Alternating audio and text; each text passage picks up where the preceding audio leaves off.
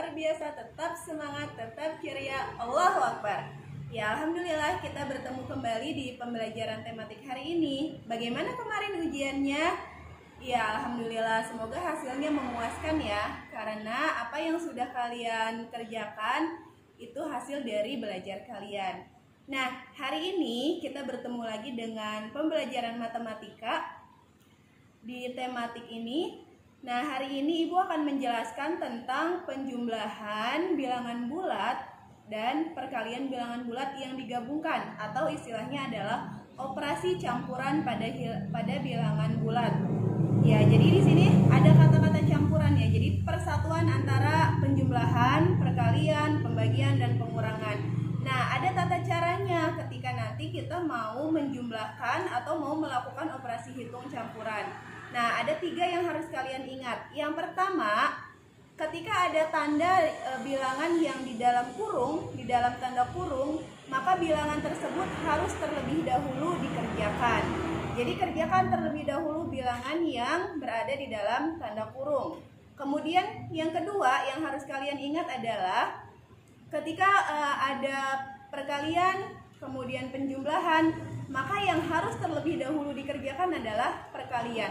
Karena perkalian dan pembagian itu tingkatannya lebih tinggi dibandingkan dengan penjumlahan dan pengurangan. Jadi kalau ada perkalian dan pembagian maka harus dikerjakan terlebih dahulu. Dan yang ketiga, kalau semuanya sejajar tingkatannya atau semuanya sama tingkatannya, semuanya perkalian atau semuanya pembagian, semuanya penjumlahan, maka kerjakan berurutan dari sebelah kiri. Jadi berurutan dikerjakan dari sebelah kiri sampai sebelah kanan. Itu yang harus kalian ingat, 3 hal itu untuk melakukan operasi hitung campuran bilangan bulat. Nah, sekarang kita coba contohnya ya. Kita masukkan yang 3 hal tadi ke dalam contoh soal. Di sini ada soal 64 dibagi dalam kurung 12 dikurangi 4 kemudian dikalikan 5. Nah, ingat ya, yang pertama kali harus kalian ingat tadi, ketika ada bilangan yang di dalam kurung seperti ini, maka ini harus diselesaikan terlebih dahulu. Jadi kita selesaikan dulu yang di dalam kurung, yang lainnya ditulis sama ya. Jadi 64 tetap ditulis 64, kemudian dibagi. Nah, kita selesaikan yang di dalam kurung, 12 dikurangi 4. Hasilnya adalah 8. Kemudian dikali 5. Nah, ini ya, ini ada pembagian, ada perkalian. Tingkatannya sama. Jadi kita kerjakan dari yang sebelah kiri. Dari sebelah kiri berarti dari sini. 64 dibagi 8. Berapa? Iya, betul, 8 ya. Kemudian dikalikan 5. Maka 8 dikali 5 hasilnya adalah 40. Sehingga 64 dibagi 12 dikurangi 4 dikali 5 hasilnya adalah 40. Ini contoh yang pertama. Kemudian contoh yang kedua, misalnya ada 35 ditambah negatif 2 dikali 40.